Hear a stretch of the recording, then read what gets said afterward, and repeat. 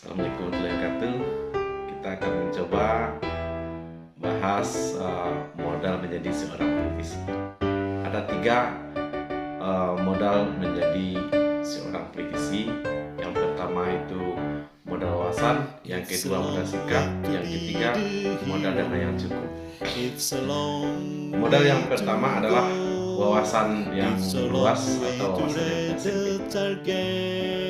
Wawasan ini berguna karena tugas seorang politisi pada hakikatnya memberikan masukan, mengkritisi, juga memberikan solusi-solusi bagi kebijakan-kebijakan pemerintah atau permasalahan yang terjadi di masyarakat setiap hari. Wawasan ini perlu luas karena untuk menjawab kebutuhan masyarakat untuk mempunyai mindset yang tepat dalam menjawab permasalahan masyarakat, termasuk mengkritisi kebijakan pemerintah. Ini perlu wawasan yang baik dan wawasan yang solid sehingga Anda tidak ngomong atau tidak muncul dengan sebuah wacana apa adanya, tidak asal ceplok, tidak asal protes dan tidak asal nyinyir, sehingga pendapat Anda menjadi solusi bermutu dan berkualitas dan betul-betul yang dibutuhkan oleh masyarakat di daerah Anda. Wawasan ini saya bagi menjadi tiga, yaitu wawasan nasional, wawasan internasional, dan wawasan kebangsaan. Wawasan nasional tentu saja kita harus mengetahui permasalahan-permasalahan yang ada di bangsa ini. Semua isu-isu yang hangat yang ada sehingga menjadi kepedulian dari masyarakat untuk itu wawasan nasional kita sangat penting memang. Yang kedua, wawasan internasional. Wawasan internasional juga ini juga penting. Tidak hanya wawasan nasional saja. Anda harus punya wawasan internasional untuk bisa membandingkan dan melihat geostrategi, geopolitik dan geoekonomi dari Indonesia dan negara lain. Mempunyai wawasan internasional berarti Anda juga mengambil hal yang positif yang dari negeri luar ya, dan bisa Anda tetapkan untuk di daerah kita atau diterapkan di Sumatera Barat. Yang ketiga adalah wawasan kebangsaan. Wawasan kebangsaan ini penting, di mana Anda tahu histori dari Indonesia, bagaimana pergerakan dari tokoh-tokoh Indonesia, pahlawan Indonesia, bagaimana founding father kita merumuskan Pancasila, bagaimana founding father kita berusaha mengimplementasi nilai-nilai yang penting di dalam perkembangan Indonesia. Kenapa? Karena banyak orang-orang politik yang masuk dalam politik kemudian lupa akan sejarah, lupa belajar dari masa lalu, dan ada sebuah statement yang menyatakan kalau Anda lupa dengan sejarah maka Anda akan dikutuk untuk mengulangi sejarah itu kembali. Jadi di sini penting sekali untuk mempelajari sejarah yang tepat supaya Anda mempunyai wawasan kebangsaan dan menanggapi persoalan-persoalan bangsa. Nah, itu modal yang pertama. Modal yang kedua adalah modal sikap. Modal sikap di sini adalah tentu saja modal sikap yang positif, karena saya mengharapkan Anda menjadi politisi yang baik, politisi yang benar, dan politisi yang amanah. Oleh karena itu beberapa sikap ini menjadi penting. Yang pertama, kritis rasional. Kritis rasional artinya kita bisa betul-betul secara objektif memandang sebuah masalah, sebuah solusi, sebuah persoalan di dalam masyarakat dengan kacamata yang benar atau yang benar-benar kritis. Kritis itu artinya pendapat yang juga bisa salah, pendapat orang lain yang juga bisa benar. Kita harus bisa mengkritis, melihat dari berbagai perspektif, mengomentari, merespon, atau memberi solusi dalam berbagai masalah. Perlu rasional. Kenapa rasional mengutamakan pikiran dan otak dibandingkan dengan hati? Nah, selama menjadi politisi, Anda harus sedikit menyampingkan perasaan. Istilahnya dalam politisi, Anda jangan baperan. Karena kalau Anda sudah baperan, perasaannya Anda sudah terbawa, maka pikiran Anda sudah tidak bisa logis dan rasional lagi. Penting sekali untuk mengesampingkan perasaan. Misalnya kalau Anda fanatik dengan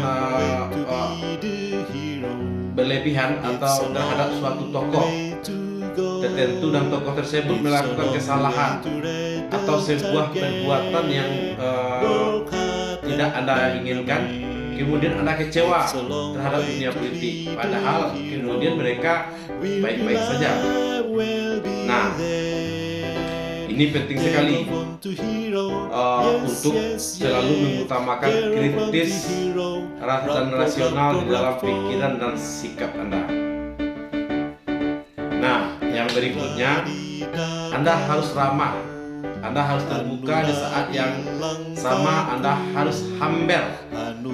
Humble adalah itu rendah hati, bukan rendah diri. Jadi Anda harus bergaul dengan siapa saja dalam masyarakat, termasuk kalau di dalam politik dengan lawan-lawan politik Anda. Anda harus terbuka dan Anda harus menghormati mereka. Bahwa kemudian di dalam pentas yang lain Anda berdebat atau kemudian di dalam forum atau media sosial lain Anda berdebat dan memiliki pendapat berbeda, itu tidak masalah. Tapi sebagai pribadi Anda harus bisa menghormati lawan politik Anda.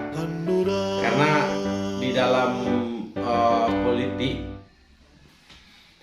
lawan politik tidak bisa jadi kawan atau sebaliknya, bergantung kepada interest atau kesamaan pandangan mereka di suatu saat tertentu. Sikap lain yang Anda harus mau atau terus mau belajar, jangan pernah merasa sudah paling pintar, atau jangan pernah merasa paling bisa, dan jangan pernah merasa paling hebat, karena selalu ada orang yang jauh lebih hebat dari kita.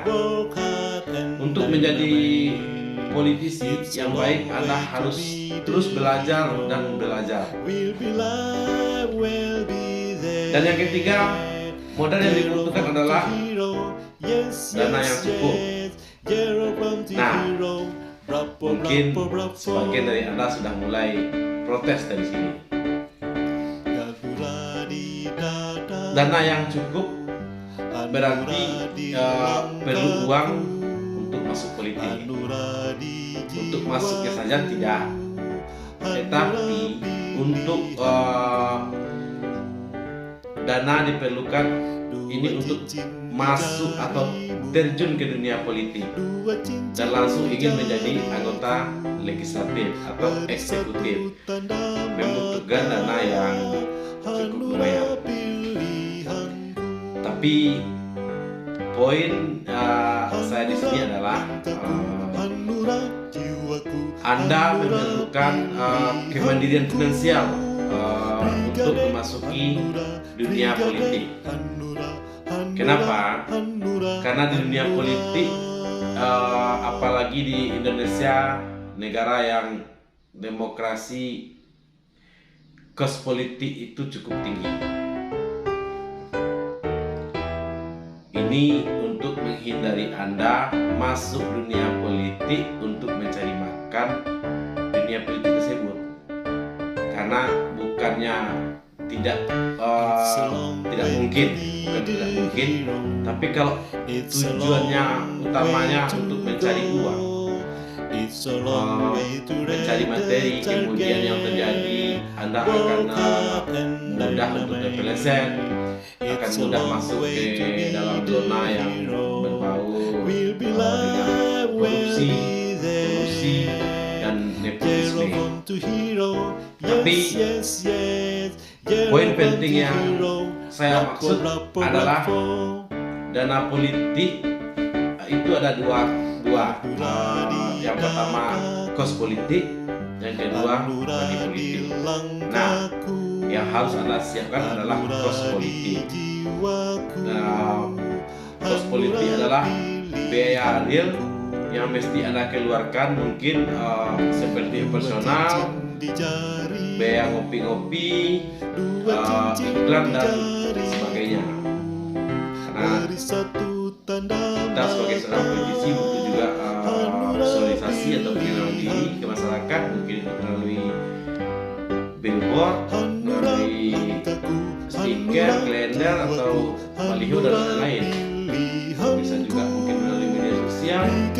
Ya, minimal butuh beli paket ya. Mungkin untuk hari ini itu aja dulu yang bisa saya sampaikan. Jika ada salah dan khilaf saya mohon maaf. Billahi taufiq wal hidayah. Wassalamualaikum warahmatullahi wabarakatuh. Salam hati nurani. Bangkit Hanura, jaya Hanura, menang Hanura, menang.